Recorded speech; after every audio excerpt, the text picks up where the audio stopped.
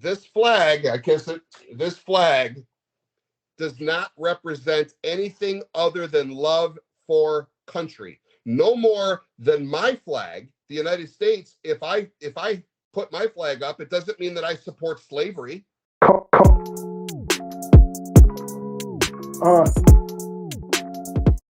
Hello everyone watching and welcome to my channel again. This is the first time ever. This is my first video in English for JujitoTV or JujitoTV for those of you who speak English. And I have a very special guest. His name is Larry. He's wearing a beautiful jersey from a beautiful country and a beautiful flag and a beautiful color. I want everyone to welcome Larry. Larry, thank you so much for agreeing to talk to me. No problem. It's my pleasure to be here. Un placer. Very good Spanish. Thank you very much, Larry. I came across your story, as I told you, on Twitter, actually. And then I saw you were also on Instagram. So I was shocked, you know, by how much you love Spain and how you are so willingly sharing it, you know, to other people. And I saw that you also came to Spain. So you are originally from Michigan, right? I'm from Michigan in the United States. Yes, that's where I'm from. Born and raised. Okay. So tell me, how did this love for Spain start? How everything, you know, came into place that you came to share so much love for this country? You know, it's a funny story how I even found Spain. I was in college at Western Michigan University, and I wasn't a good student. I had my ex-girlfriend, who was my current girlfriend at the time, who went there. So I followed her there, and we broke up when we were there right away.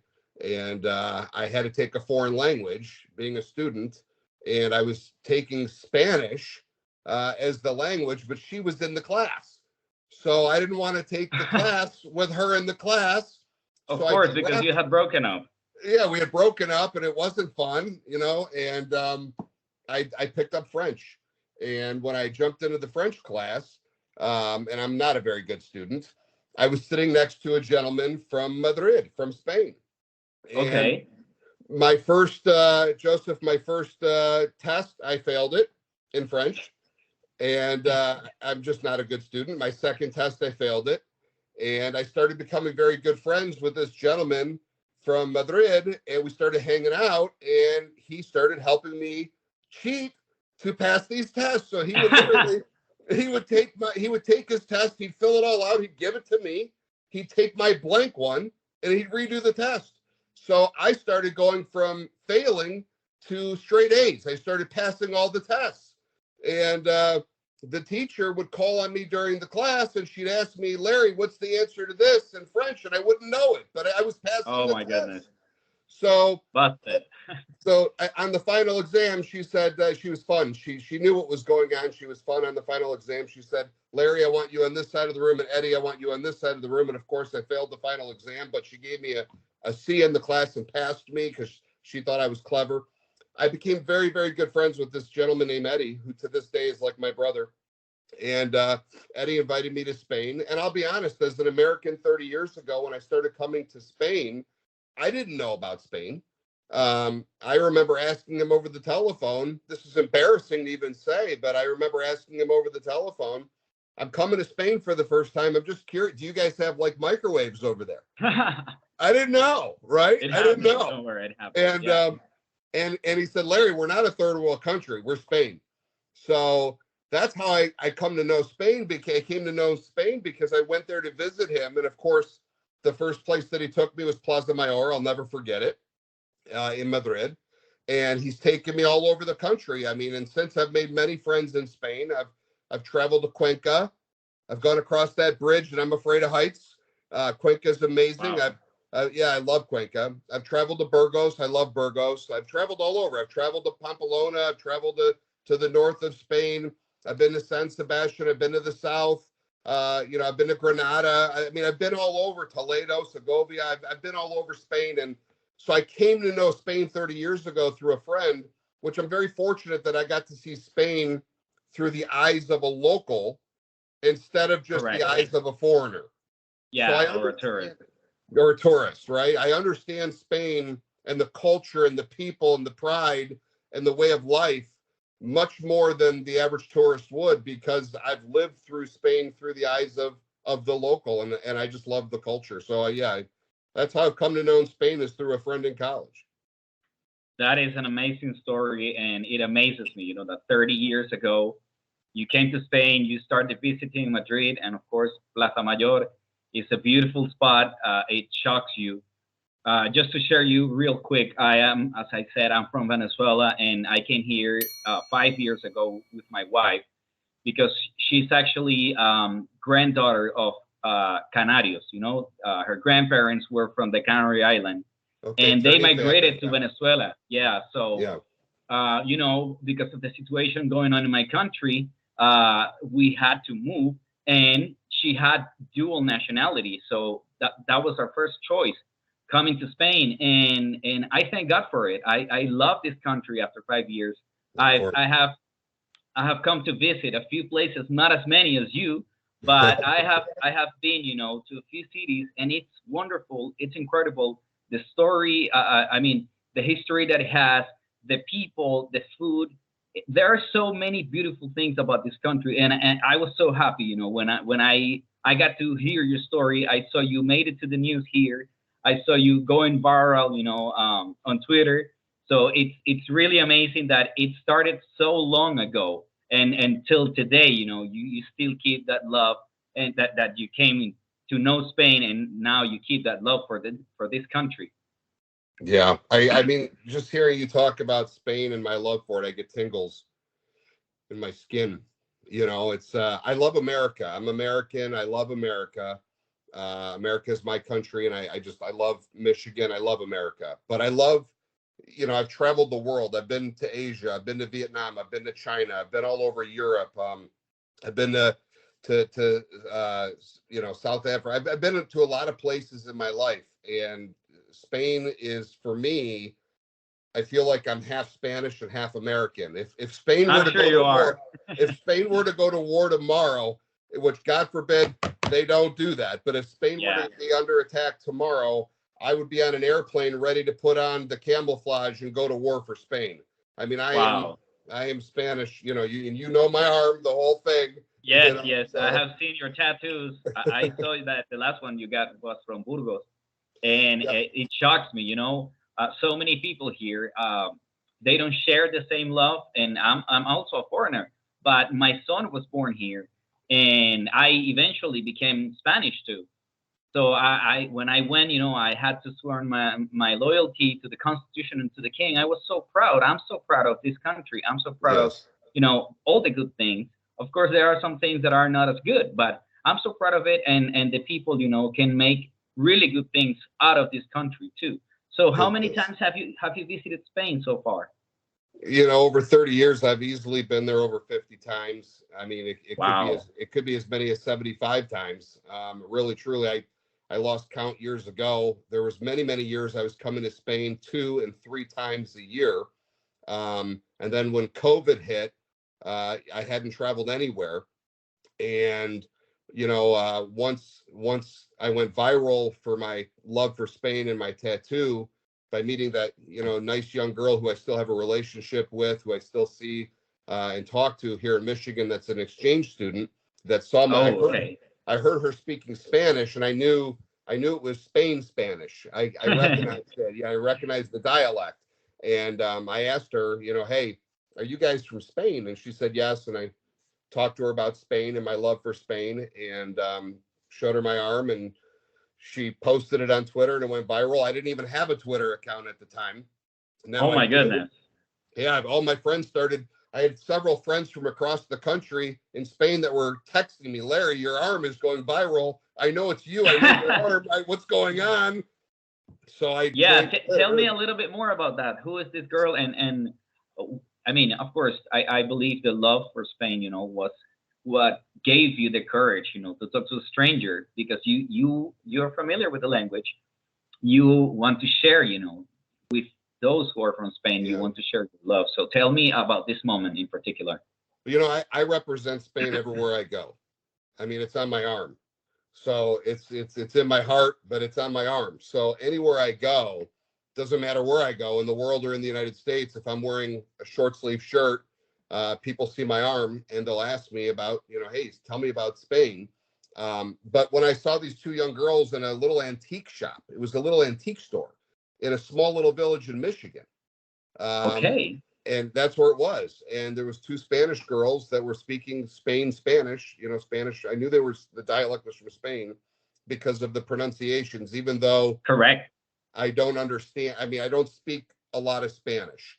I speak enough to get me by, but it's poquito. Okay. It's very small because my friends in Spain always speak to me in English. They like to practice their English. So when I come over, I'm helping them because we speak in English, but and then any Spanish I learn, I come back to Michigan. Nobody speaks Spanish in Michigan. I'm not living in Texas or New Mexico or Southern California. I'm living in Michigan, so it's tough. But she was just impressed, of course, with the Corte Inglés tattoo. Everybody loves the Corte Inglés tattoo. And she was amazed, and she posted it and it went viral, and we've stayed in touch ever since. And yeah, just good Spanish people. How long was that ago? Just probably about a month and a half.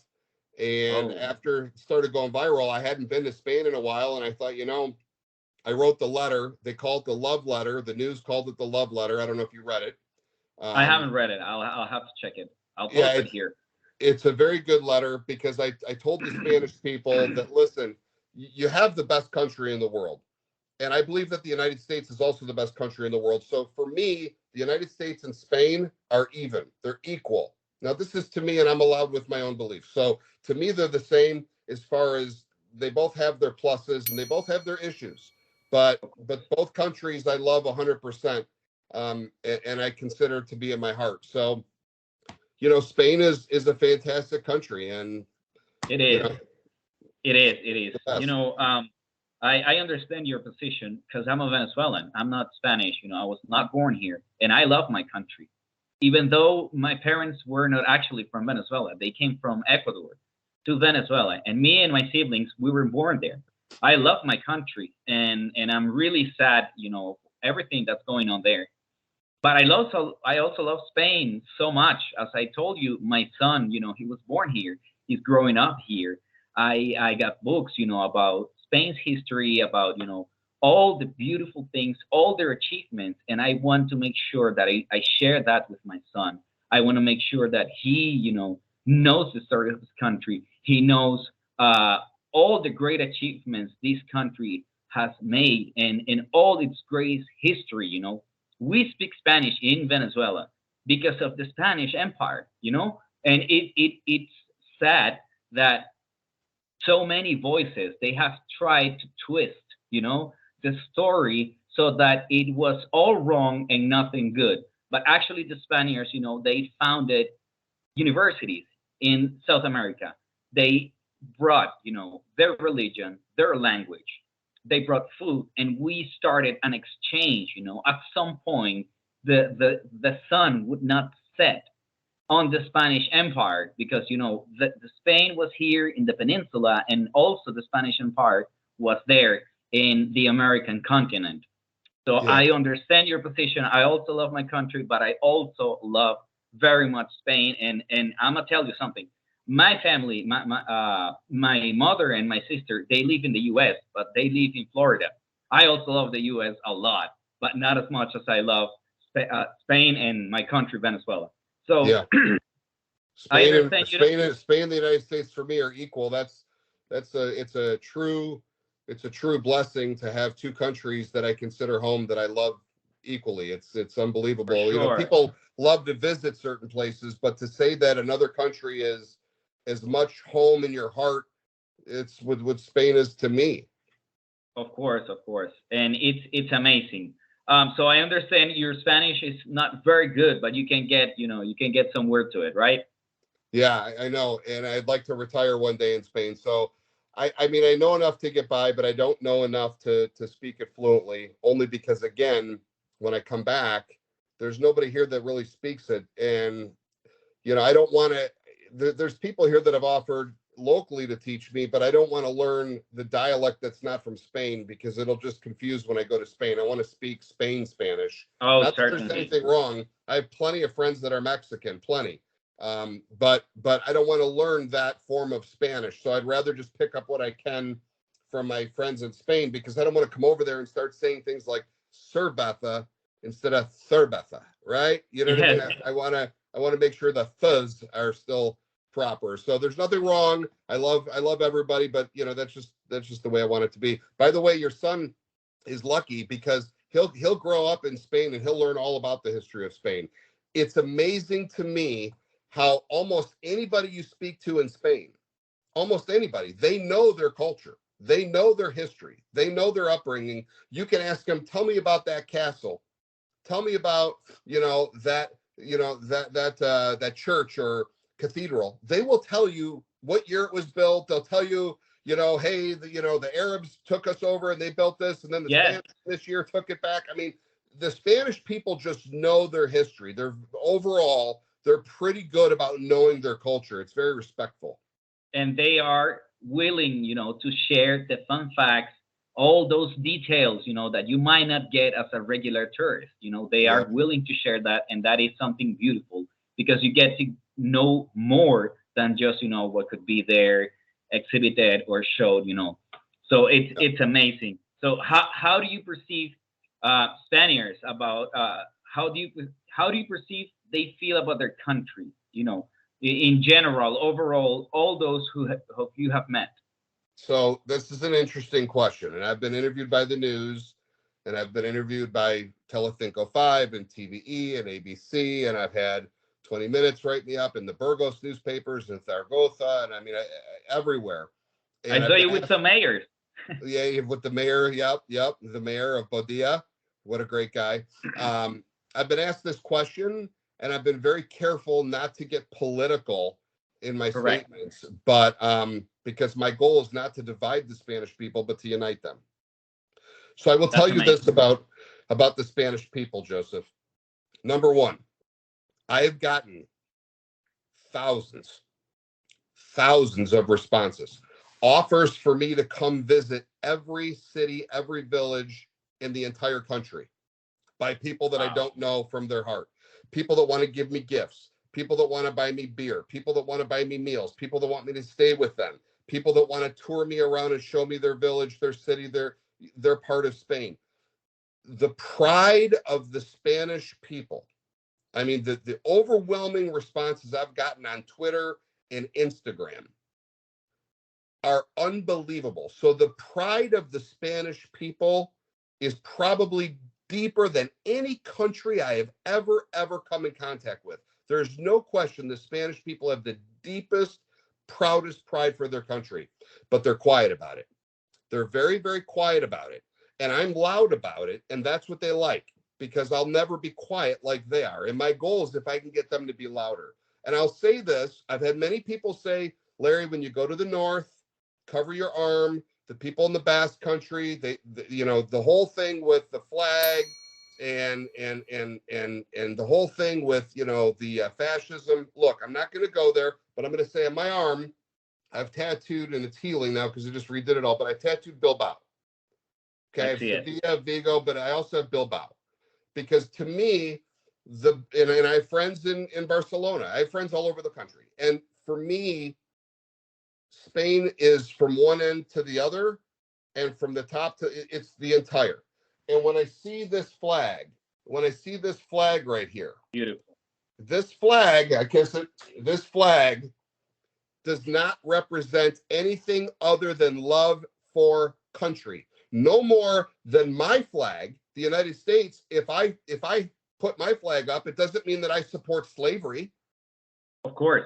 Okay, but that was in the past. I wasn't alive during that time. I didn't partake in that. It's an unfortunate part of our history, but history is history, and people can be cruel. People can be terrible. But the reality is that my American flag represents love for country. And this flag right here, I don't care if you're in the north part of Spain, you're in the south, you're in the east, you're in the west, I don't care where you are. This doesn't mean that you still support fascism. This doesn't mean that. And people that feel that way are really more or less uneducated. And what they need to understand is that one day they're going to be dead. Their children are going to carry forward. Then their children are going to carry forward. Eventually, the Spanish people that have an issue with this flag are going to let that go because they're going to be dead. And the up and coming Spanish people are going to have forgotten that. And this doesn't mean anything other than love for country. And if I could make any impact on the country of Spain, it's love your flag and love your country. Hold on to your views. That's fine. But this doesn't mean anything other than love for country. That's right. That's right. And I really appreciate your words. I know you don't want to get political, and it's a sensitive issue. Part of my job, I work as a translator, and I have to get familiar with everything here. So I had to study, all the sensitive issues, all these, let's say, conflicts that have, a few regions, and I have had to read everything. And what you're saying is true. Many people, they're so proud, they feel so happy about their country, but they remain quiet. And as you do it, I was also, told by some friends, well, the flag might represent this or might represent that. But if you actually go into history, if you actually read and make sure, what a flag does, it actually is a very old flag. And what a flag does is that it represents everyone, regardless of the region you are, regardless of the language you speak. It represents everyone in that country. So I don't have a tattoo, but I always carry, this little bracelet with the flag in it because I really love this country, and I want my son, to know, because unfortunately some public schools, they have these people who will try to teach them this, like maybe don't love the flag, don't love the country. So I want to make sure my son, he knows, the specifics of everything, and he knows that our flag, the Spanish flag, brings everyone together, the same as the king, the same as the Constitution. And I'll tell you, when Spain is playing a football match, and I know enough to call it football and not soccer, when Spain is playing a football match, the whole country comes together. That doesn't matter if you're in the north or the south. If we can come together for a football match, we can certainly come together as a nation. And I'll tell you, I've been to Vietnam. Okay, the Americans really had a very terrible war years ago in Vietnam. And I've gone to Vietnam, and it's a beautiful country, and the people are wonderful. My wife is half German, half Spanish. Okay, her mother was from Munich, Germany. She just passed away a few years ago. She lived with us, and her brother served in the war. I'm Jewish. Okay, I also believe in Jesus, so I'm a Christian Jew, thanks to my wife for many years. But that being said, her mother was very afraid when I first met her that Larry is Jewish. My brothers served as Nazis in the war, fighting for the Nazi army for Hitler. He's not going to like me. And that was not, yes, we lost 8 million Jews, okay, in the Holocaust, and it's terrible. It's awful. It's part of history. It's terrible. But why would I not love the German people of today? Correct. I've been to Germany. Okay, the German people are great. The country's great. I love it all. Okay, my wife is half German. I loved her mother. There's no issue. For God's sakes, we need to let it go. Okay, this is love for country. That's true. That's true. So it is. Exactly. And anywhere you are walking, on blood, because Correct. Our civilizations, they went through a lot of things, but that doesn't mean you endorse that. That doesn't mean you support that. Correct. And what you're saying is right. We are capable of letting that go and loving and sharing with the people who are now, because they represent their country. They do not represent the past. They do not represent, the terrible things that have happened throughout history in so many countries. So I'm just amazed by your story. So let me get a little bit more of the questions that I have for you here. How does your family feel about Spain? Well, my wife loves it. Well, you're telling me your wife is half Spanish, though. My wife is half Spanish. She never learned Spanish. Her father was the Spaniard. He wanted from the north. He wanted to teach her Spanish when she was a young child. She made the mistake of never learning it, because then I would have had my wife teach me Spanish everywhere I go. My friends in Spain speak English to me. I'm living in the Midwest. My wife never learned it. Like, am I doomed? But it doesn't compromise my love for country, for Spain. You know, look, my family loves Spain. I've taken my parents to Spain. They've been to Valencia. They've been to Madrid. They've been to Castellón. You know, a few places, just on a short little vacation, but I have brought my parents to Spain. They loved it. When I got back, I sat down, as I do, and I showed them all the pictures. They love looking at the Spanish, architecture and the food. My family loves Spain, and they may love my love for Spain as much as they love Spain, but they love Spain. They know it's a wonderful place through me and my eyes and my mouth, and everybody loves Spain, and anybody I come in contact with, I'm always representing Spain.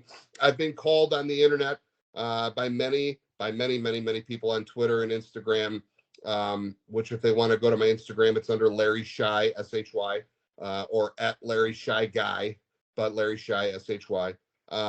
I've been called many as the ambassador for Spain. Hey, I'll take it. I'll be the ambassador for Spain, because it's an easy sell for me. When people think of Europe, they need to think of Spain first. I know many people think, when they think of Europe, especially the United States, they think of France and Italy, which are two great countries, but they are not Spain. And Spain is an easy sell for me. I love the people of Spain. I love the culture. I love the way of life. It's just, it's funny, Joseph, in America, people think that the Spaniards, many people, not all, think that the Spaniards are lazy. And they think this because the Spaniards have what we call a siesta in the middle of the day. Yeah. Right? So the Americans think, how can they take a break and go? But what the Americans, many, don't understand is that the Spanish will get up early in the morning. They'll have breakfast, okay? And then they'll work. And then, they'll take their siesta after lunch. But then they'll come back. Their dinner is until, 10 o'clock at night. They may not get home. Right. So they may not get home until midnight. So where the Americans are eating dinner at 6 or 7 p.m. at night, and they're in bed by 9, the Spaniards haven't even started dinner yet. So with that long of a day, you almost need to have a siesta in the middle of the day. It has nothing to do with lazy. It's a total different schedule. People just don't understand that over here. Of course, I educate them and make sure they understand it. Of course. And, coming from South America, that was also a shock for me. Not because I took the siesta as lazy time, but because, when it's siesta, everything closes. So we are used to, seeing shops open, everything should be open, but you get used to it. And it was also shocking for me was that when I worked before my previous job, I met my Spanish, coworkers, and we would finish our shift at 11. And at 11, they would say, I'll have dinner when I reach home. So imagine leaving work at 11 p.m. and then it would take you 30, 40, 1 hour to get home. And then only then they would have their dinner. So for us, it's the same. Like, it was shocking. I still, keep my, let's say, eating schedule from Venezuela. I eat early, although over the weekends, we get to what we call the Spanish lunch break time. So we have, our lunch around 3 to 2:30, which is, a bit late. And it's something, different. It's not something, it's something that many people misinterpret. It's something that many people get it wrong, but only, when you get to fully know the story, you get to fully know the details, then you know that it's just a different culture. They share a few things, and they have a wonderful culture. They have a different costumes. They have different things that they do. And I want to share with you about the food. How, tell me about the foods you love from Spain. What was the first thing you tried? What is something that was remarkable for you? Look, when the Spanish people eat a meal, it's an event. It's a relationship builder. It's an experience. It's not just let's eat to live and hurry up and get back to something else like we do over here in America. We make fast food out of everything. In Spain, you sit down for a meal, you're going to have good, deep conversation. and you're going to enjoy the people you're with. And that's life, by the way. That's truly life. You know, I mean, Jesus broke bread with people. Okay, this is life. That's right. It's very, very important. The Spanish have it figured out. They've had it figured out. So, okay, let's talk about the food. That's easy for me. Okay, the Spanish cuisine is the best in the world. Okay, I'm sure you have excellent food in Venezuela. I'm sure of it. I know we have excellent food in America, but nothing. I was just on the phone with a friend of mine. I have many of my friends that are interested in Spain because of me. And he said, you know, I love cooking steak. I said, let me tell you something. Argentina and Spain are known both for having the best carne in the world. I said, especially if you go to the Basque country in Spain, but really all over this, the meat is incredible. I said, you have to go to Spain and try the steak. It's another level. It's something I can't even explain. The food in Spain, the Spaniards are very creative. The tortilla de patata, fantastic. You know, we made one for the first time here the other day. It was, pretty good. It was good. She did a really good job. I mean, you know, there's a lot of people that sent me recipes. Not a difficult dish, but it was very good. It was no different than if I went into a bar in Spain and I ordered it. The Burgos morcilla from Burgos is increíble. I mean, I absolutely love morcilla from Burgos. It's on another level. I love chuletón. Chuletón is one of my favorite ways to do steak. It's incredible. The lamb from Burgos. Burgos has really got a lockdown on Spain, right? They got the morcilla and the lamb. It's incredible. I love even the aceitunas, even the olives that you get. Oh my God, yeah. Amazing. Even potato chips that are always done in olive oil. I mean, it's everything in Spain with olive oil is, but torreznos, I love torreznos. I leave it up to the Spanish to figure out a way to take pork belly and bacon and put them together and, you know, deep fry it. And wow, torreznos are really good. I love the cigalas. I love cigalas from the north. You know, all the seafood is delicious in Spain. Amazing. Chistorra is one of my favorites. I love chistorra. I love chistorra. I love chorizo. I just, you know, I love the Spanish cuisine tremendously. I love to eat. You know, many of my friends said that I could have been a food critic, and really, truly, I could have been a food critic. I know good food. I know I'm very well of good restaurants versus bad. I know good food on the palate, in the mouth, the texture. Jamón. I mean, jamón is like, you know, this is the only jamón I can get in the country. Is this? Oh my goodness. Jamón pata negra. Jamón. Look, when you eat a good jamón, it's got to glisten. It's got to sweat.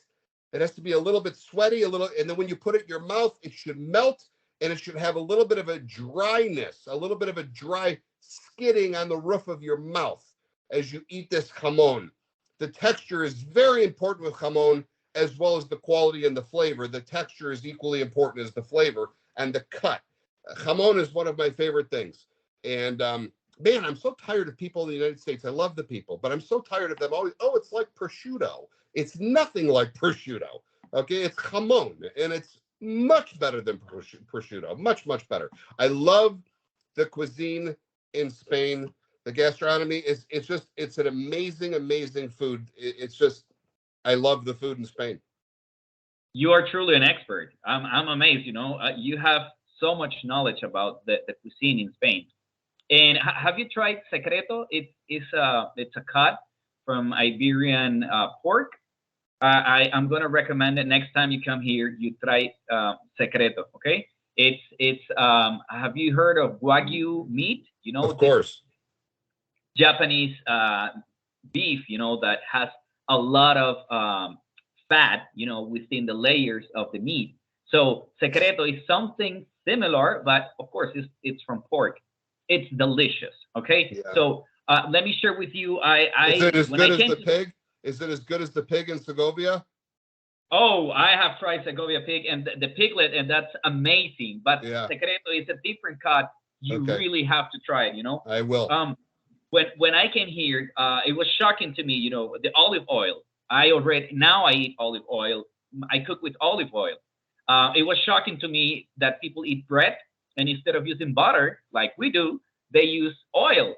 and they will have you know, like crushed tomato with it, and it's such a simple breakfast, but it's so good. It's so And delicious, healthier for you, healthier and than it's butter. even healthier. It's even healthier. And as an immigrant, only if you dare, you know, if you allow yourself as a foreigner, if you allow yourself to try these new things that for many might be shocking, might be strange, might be different.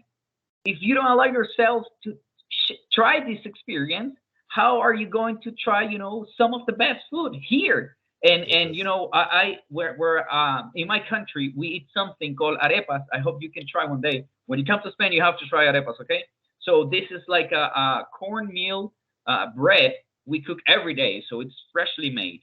And my first thought was, I need to mix, you know, my food with Venezuelan food. So what I did, I made arepas, and then I went to the supermarket and I got morcilla de Burgos, and then I made arepas Ah, with the my God. morcilla, and it was beautiful. It was fantastic. I believe, you know, Venezuelans are bringing so much to Spain. Actually, now if you go anywhere, you're gonna find this finger food called tequeños that is like a cheese stick from Venezuela. But now you can find it in any restaurant in Spain, regardless of the cuisine. If it's Spanish cuisine, Peruvian cuisine, Latin American cuisine, they have tequeños available here. And I think it's just something amazing. It's something that flows naturally. The same Yeah. way, you know, we have adopted so many things from the Spanish cuisine, and you know, many of the dishes you have shared. It's wonderful. It's The beautiful to me issue, how they love the food, how they are oh, so careful with what they prepare. It's amazing. one of the issues with the Spanish that's unfortunate is they're not very good at marketing themselves. And that's unfortunate. I wish I could do something about it. I do, but not on a huge You are level. our But ambassador. yeah, I'm the ambassador. You look at, if I go into my stores here and I want to buy beer, I don't see Mao. I don't see Australia. I don't see any of these beautiful Spanish beers. When you go into the stores in the United States, you want to buy olives. Most of them are from Italy, but I know that they're not all Italian because the Italians are buying Spanish olives and private labeling them as if they're their own. And there's the big difference between Spanish olives and Spanish olive oil versus Italian. The Italians are lighter and the Spanish is more flavor. It's heavier. It's a deeper flavor that I prefer. So, you look at French wine and Italian wine. Well, I mean, Rioja is pretty darn good. Okay. I It's mean, very good. right. So the reality is that I wish that the Spanish were a little bit stronger in marketing because really their food, I mean, they have every right in the world to wear a cape and say, we are number one. I mean, they absolutely are number one. The cheese, Manchego cheese, but look, it's just the Spanish, we have to get stronger at marketing Spanish products. So we find more of them all over the world and no more of this private labeling stuff so people can rip us off and act like it's theirs. Why are they taking our food? They're taking our food because it's the best, and then they act like it's theirs, and it's not theirs. It's ours. Hey, it's Spanish, and I say ours because I'm Spanish. You are also part of our country. I take ownership. Of course, you are right. You know, I think we should have a different place. You know, especially in cuisine, especially you know when marketing our foods, they're so good.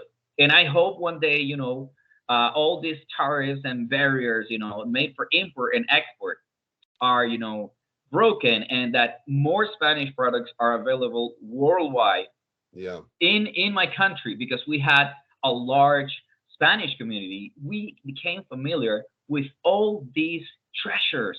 You know, I see them as treasures. These are beautiful things that have been preserved for generations. You know, the way they prepare the manchego cheese, the way they prepare the chorizo, the way they prepare the morcilla, all those things, you know, have been preserved from generation to generation, and we get to enjoy them today. oh I think one day, I'm sure you are going to be part of the marketing once you know Spanish products reach and they yeah. get to a different level, like the Italian products, the Japanese products, you know, that there are known worldwide. I know we can reach that, and I believe you know You there is so much potential in this country. There is so much more that we can do for it. Joseph, I'll tell you a funny story. 7, 8 years ago, 10 years ago, I don't remember. There was a deli here in Michigan. My wife and I were out in Ann Arbor, where we're from, and there was a deli, and on the outside of the deli, it said it's Spanish month, the month of Spain. Wow. So they had everything from Spain there, but it's not the same. And I went in and they had a jamón. And so I said, okay, I'm going to try it. And when I tried it, it was dried out and crunchy. And I said to the lady behind the counter, I said, this is not jamón. This is the worst jamón I've ever had in my life. This is nothing like jamón. And she said, you don't know. This is how I go. This is crunchy. She said, that's how they do it in Spain. I said, no. Let me tell you something. Of all the people that walked into your deli, don't tell me the Spanish like it crunchy and dry. I know better. Okay. This has nothing to do with how we do it in Spain. So unfortunately, we cannot find good Spanish food in the United States. It doesn't exist. And we don't have the same meat. We don't have the same access to, you can try to prepare it the same way, but if we don't have the same meats or the same, we don't have the same ingredients. It's not the same ingredients. It's just, if you haven't been to Spain, the cuisine, I mean, you won't want to leave, because the food in Spain is a big part of it. We feed ourselves, 2 to 3 times a day, every day of your life. It's just important. And I absolutely, it's one thing I love so much about Spain. Many things I love about Spain, but the cuisine, the food it's a very, very it's just amazing. It's just amazing. It's really hard not to put on weight, because there are so many good things here. They're so delicious. And you go to different regions, you're going to find local things, local cheese, the different ways they prepare. It's just wonderful. But so, one thing. One thing that's very funny, you say it's hard not to put on weight, but I'll tell you something. This last visit to Spain, I was there for almost 3 weeks, and I lost almost 10 pounds. And I ate, but when I came back, my wife said, you've lost about 10 pounds, you look thinner. And I weighed myself. I did lose about 10 pounds, because even though I was eating a lot of meat and a lot of good food every single day, it's healthier in Spain. Okay. In America, I mean, you just eat so much of this. I mean, there's good food in America, don't get me wrong, but it's different. The quality of food in Spain, you're just eating better ingredients, better nutrients. It's just better real food, to the tune that I ate like crazy, but I still lost weight. That's right. I have seen a few videos, and it was a shock to me as well. Of especially Americans, living or staying in Spain or in parts of Europe, and they were sharing the same things. That they were eating the same food that we eat in the U.S., but since the food is prepared different here, the ingredients, are different. They were actually losing weight. 100%. And it was a shock. It was a shock. And now you're telling me the same, because the food here, the quality of the food, it's a lot better. And we're not saying the U.S. has good quality food, but the way that they harvesting here, the way they have their crops here, it's amazing. And the EU has a lot of regulations. I think this is part of that has improved the quality of the food, the quality of the products, and it's just amazing. When are you coming back to Spain, Larry? I want to mention paella. I didn't want to forget about Valencia's paella. I'm coming back to Spain. The plan is September, which is 6 months. I want to come back in September, and I'm going to tour around, most likely more of the north, to pay some visits and to enjoy the beautiful country and food and people. I love the people of Spain. Make sure to try cachopo if you haven't tried it already. Okay. Cachopo, no problemo. It's so good. I'm gonna share it with you. It's like a beef steak.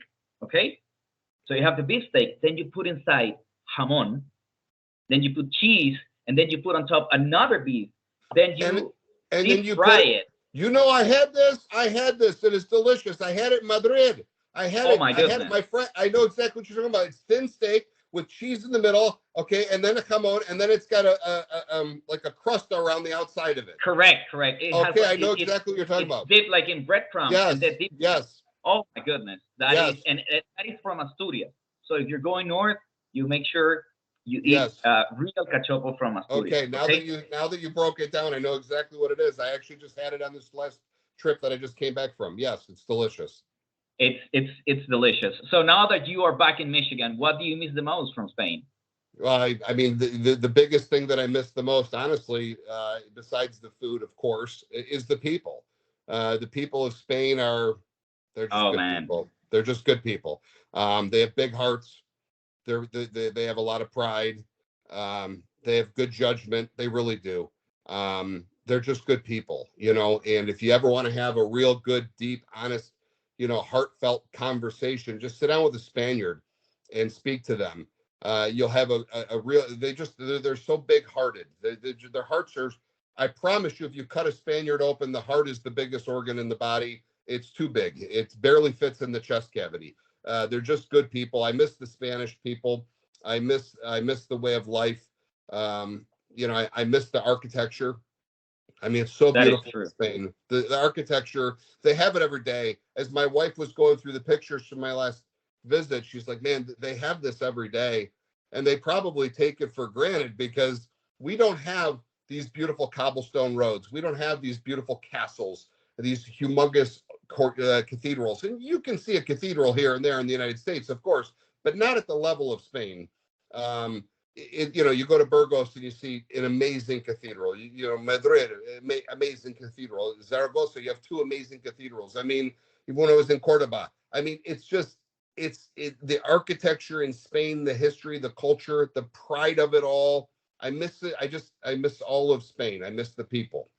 Oh my goodness, those are very kind words, man. You are, you know, you are giving me the tingles now because it's true, you know, so many people just take it for granted, and it's because they have never been away from it. They have never been without it. So some people, you know, they just take it for granted and maybe do not appreciate it as much as we should.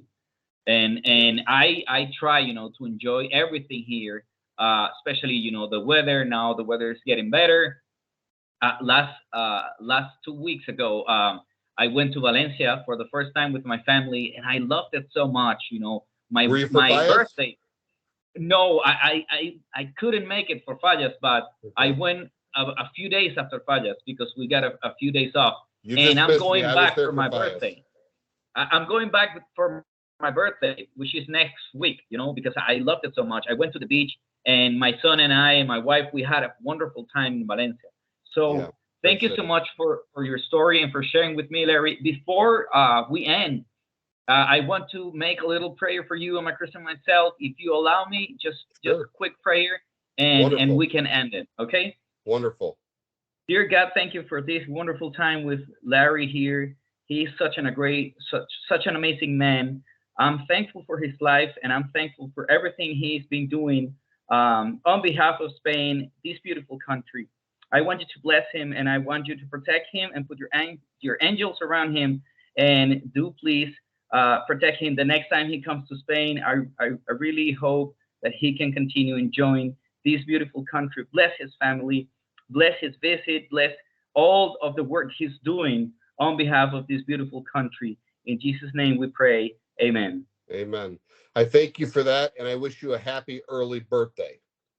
Thank you very much, my friend. Thank you very much. I will be posting this on my YouTube account, and from time to time, I will be sharing, you know, these short format videos on Instagram, and I'll make sure to tag you there. Okay? Please do. I appreciate it. You stay in touch with me, and anything I can do to help you, help the Spanish people, the Spanish culture.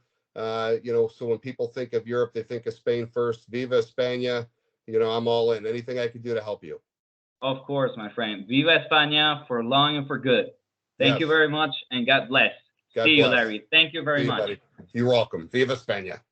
Viva España. Hello, everyone. If you enjoyed this interview, please make sure to hit that like button and subscribe to my channel as it helps a lot. Thanks for watching.